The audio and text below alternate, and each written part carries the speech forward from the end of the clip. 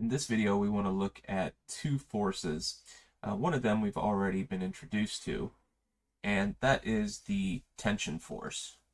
So the tension force occurs whenever you have some pull on an object. So for example, you could have a section of rope, and if it's connected to some mass, then you're going to have a tension force.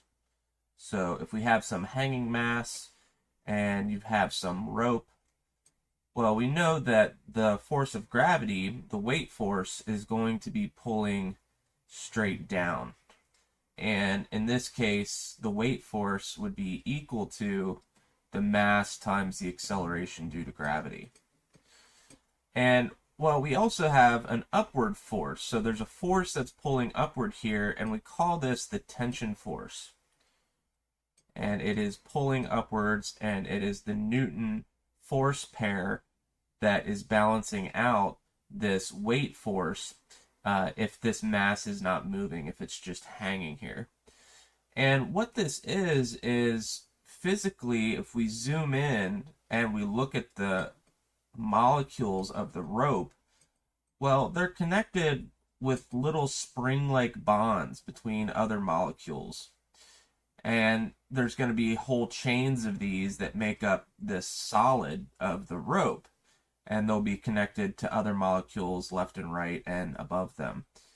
So what happens is these are molecular bonds, and if we would zoom in very closely, when some sort of stretching occurs, well, these molecular bonds actually become stretched.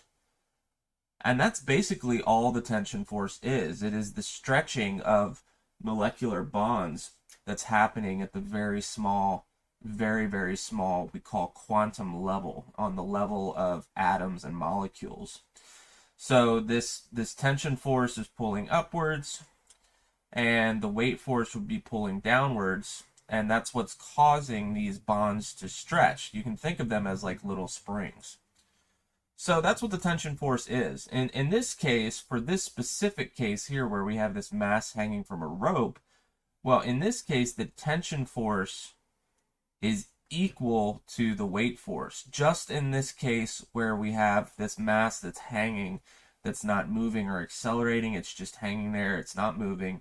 Well, in this case, the tension force is equal to the weight force. But that's a special case. That will change if someone starts pulling on this rope and it starts accelerating upwards, or if it starts falling.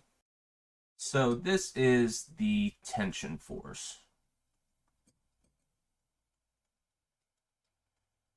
The other force that we want to look at in this video is something that is in a category of forces called surface forces. And there's multiple ones, but the one we want to look at here is called the normal force. So the normal force is introduced on page 71 in Experience Physics, and it's grouped with a couple other surface forces. I just want to look in this video at the normal force itself. And we're going to be looking at just the case where we have something that's on a flat surface, and this surface is not at any angle. Obviously, you could have some table or some surface that would be at an angle. That's not the case we're looking at here. I want to look at just the case where you have something that's, say, sitting on the earth. It could be a person, or it could be a book or a box, whatever. As long as it's sitting on a flat surface that's not at some angle. We'll discuss the case of this angle surface in a later video. So the reason it's called the normal force, it doesn't have anything to do with being normal or abnormal. Normal in this case actually means perpendicular, and that means it's 90 degrees with respect to its surface. So this symbol here actually indicates that something is perpendicular to the surface. So if you look at this person, they're standing on this flat surface, well, they're perpendicular to it. They're 90 degrees with respect to this surface. The same with this book. This book, if you draw a midline, is 90 degrees with respect to this surface. So we've kind of hinted at this force before, but anytime you have something on Earth where you have the gravity, the force of gravity that's pulling downwards. So, for example, you have this person and you have this force of gravity that's pulling downwards. Well, we know that from Newton's third law, there has to be another force that's pushing upwards unless you're floating away or you're sinking into the earth.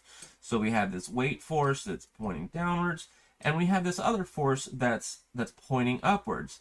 And this is called the normal force. It's the force of a surface that's perpendicular to the object, and it's pointing upwards.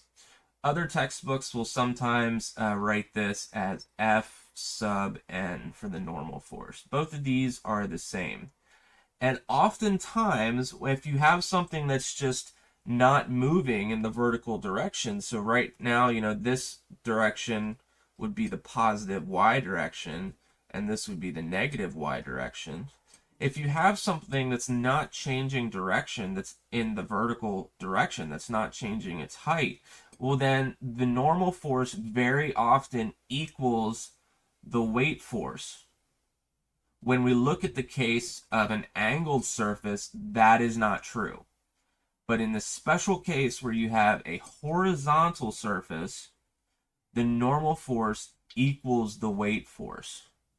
So I'm going to write that down.